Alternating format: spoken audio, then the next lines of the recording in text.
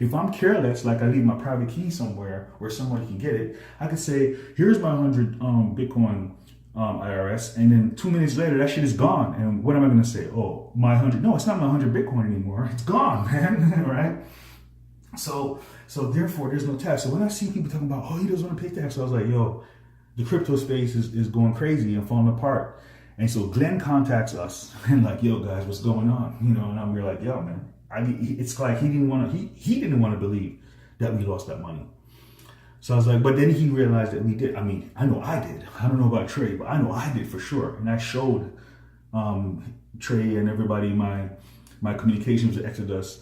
I lost it, but I chalked it up to the game. And I also, whatever Bitcoin I had left, I put half of it in Bitconnect and half of it in the bank. And now I had nothing, right? Except for the money in the bank, which in November, I put $300,000 in the bank. And I did that as an emotional reaction to losing the 50. Because I was like, oh shit, I'm going to lose everything. I don't have nothing in the bank. I had like 20 grand in the bank, and I was happy about the fact that I only had 20 grand in the bank. Because I didn't want to have a lot of money in the bank. But then I put the 300 G's in the bank, 300 G's in Bitconnect. And so now it's November, and I'm thinking, damn, I have to spend this money because I don't want to be making all that money. So I was like, okay, I'm going to advertise. I was already advertising. So instead of advertising for $1,000 a day, I started Google said, okay, we'll do $3,000 a day, So basically my flow was to spend as much of it as I can on advertising. My name is Craig Grant, and this is my Bitcoin wallet, right? So that was that.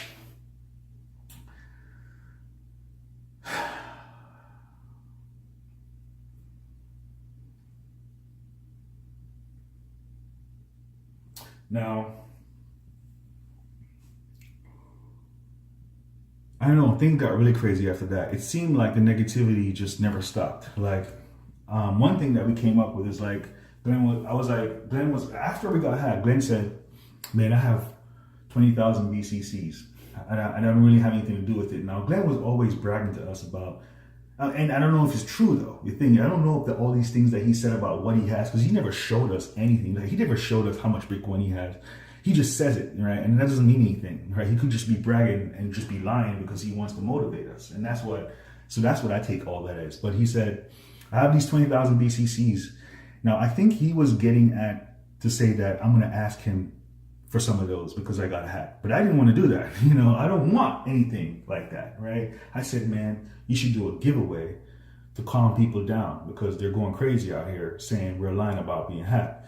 So let's just do a giveaway and distract them because, and let's do that for people who are in Bitconnect because we want them to feel comfortable. We don't want them to feel, because a lot of the negativity was coming from outsiders, right? So we wanted to make the Bitconnect people happy and feel better about what's going on. So let's distract them with a $100,000 giveaway. And so we did that. The giveaway went well. We decided to continue doing it, but to make it more structured. At the same time, Glenn, who already had his future money thing going on, he was preparing it from months before that, because that was his big idea. And that's what I was saying, that, I don't think any of us, I know for sure I had no idea that any of this stuff that we're doing with Bitconnect was somehow illegal, or there was some kind of law attached to that we shouldn't be doing it. And I don't see him as having that same perception either, because he wouldn't have done the future money thing if he had any inclination that it could end up being some kind of legal problem for him, right? Because he was very keen on that kind of stuff. Like, he was very afraid of the government, afraid of the system.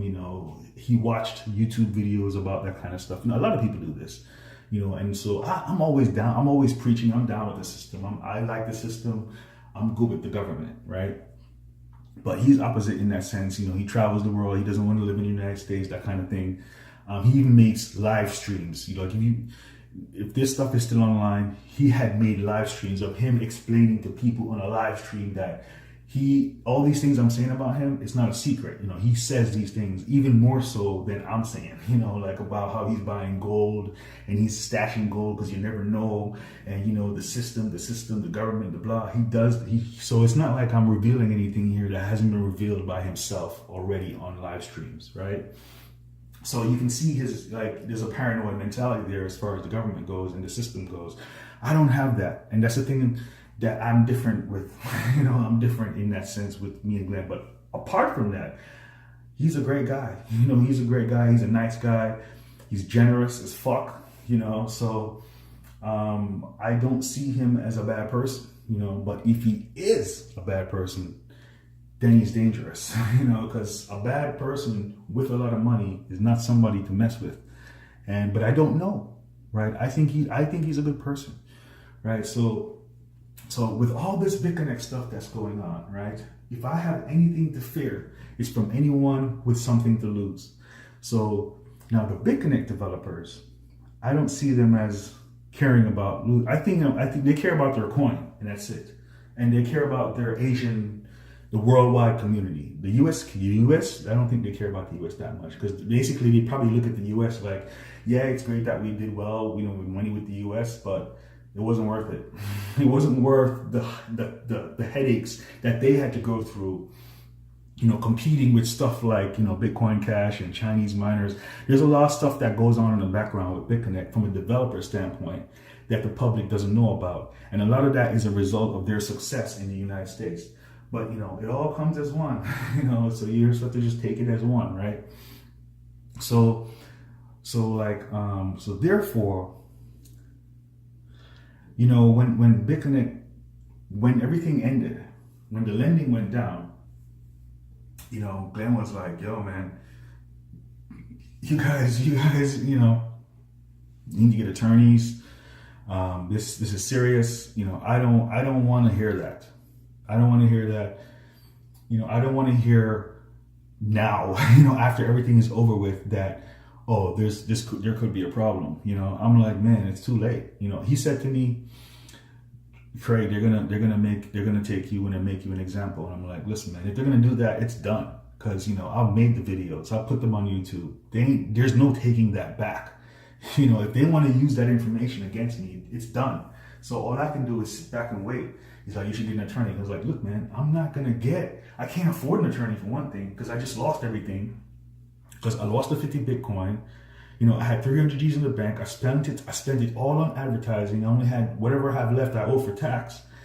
The Bitcoin that I earned from the time I lost, whatever Bitcoin I had, I bought BCC with it. I also invested too much Bitcoin into Devore. It's gone now, so I have my Steam, and that's it. And I have the BCCs, and I think they're gonna appreciate in value. So I'm not really worried about the future, But for right now, in this moment, I can't afford to be getting no lawyer that's gonna tell me stuff. A lawyer who gets paid to drag things out. I don't have money like that, man. Now he has another lawyer, maybe he has money like that. I've never spoken to his lawyer. I don't know, So the thing is, but so basically everything that he said about, his paranoia, it seemed like it was coming true, and I didn't want to be a part of that. I figured like Glenn's reality is very scary as far as what he expects to happen. And I can't sit on a chat and listen to him telling me that I'm going to be used an example. My freedom is on the line. This is me having him program my reality for me. So I cut him off. I don't want to hear from him anymore. I don't want to be associated with someone who's going to tell me those things. Because the moment I start thinking that way, I could end up in that situation, right? That's just the way I am, as far as based on what I wrote in my book. It's all about perception. And I'm going to take responsibility for anything that I hear. And if he's saying these things to me, it's my reflection telling me it. And I can get caught up in that, or I could not get caught up in that and leave it alone, right? So that's what I chose to do. And I'm doing okay now. Now, since I made that video 3 days ago, The Beast, things have progressed. And I'm not going to talk about what those things are, but man, it's like, if I need to lay out my story. I need to lay out my story and say, exactly what my path is, because I don't want anybody looking at me and thinking that I am a bad person, or I'm hiding things or anything, man. Everything, and I'm thankful that I uploaded so many videos and put everything out there in the flow, and I'm still in the flow. So to finalize, I want to say, man, I'm not in contact with anyone. I'm only speaking to my family. And in fact, I decided I'm not even going to talk to Trevon anymore, because I mean, not that he's not a great guy, he's a wonderful guy, but man, this stuff is getting too hot for me now, you know? And the only thing I'm gonna talk to is just the cameraman on YouTube, man. If I have something to say, right now, I just told this story and I really don't have anything else to say. But Glenn, if you're watching this, man, listen, man, be a good guy, right? Be a good guy and be the guy that I think you are, which is a good guy. But I'm gonna say this, man, if anyone above me is a bad person, then I have the right to be afraid, because, when anyone who has something to lose, right? And I don't have anything to lose. I mean, I don't have money to lose. I already lost the money, right? So the only thing that I could lose is my life or time with my family. And that's the only thing I'm clinging to, man, is just my lifestyle and my family time. That's the only thing I have to cling to. I have no money to cling to. I have no material possessions. I have no beliefs that I care about other than I just want to be with my family. And so what I'm saying is like listen, man, I get threats every day, and I don't take those things seriously because I don't think that, for one thing, anyone who's lost money in Bitconnect, the people that I referred are not blaming me. They're not at all. I looked into it deep. They're all okay, right? So when I see threats, I can't take it seriously unless I think of, well, the only person that would feel threatened by me is someone who has something to lose. Right? And if someone who's already lost doesn't have anything to lose, they've already lost. Someone who has something to lose would be someone who gained a lot, So, that's the only time I would take threats seriously is if like, oh man, is this threat coming from someone who has something to lose? I don't know, and I don't want that to be true, right? So that's the flow.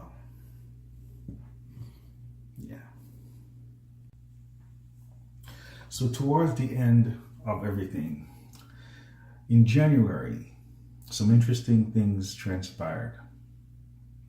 So, the price of Bitconnect had kept going down. Things were looking really bad, right? So a situation happened whereas I had reached a point where I was getting like 1.3%, or was it 2? But, gradually my percentage of as far as development fund was increased, but it really didn't, my income was also going down though, because Bitconnect loans were, even though I was earning more in development fund, it didn't really translate to more money because everything was kind of going down.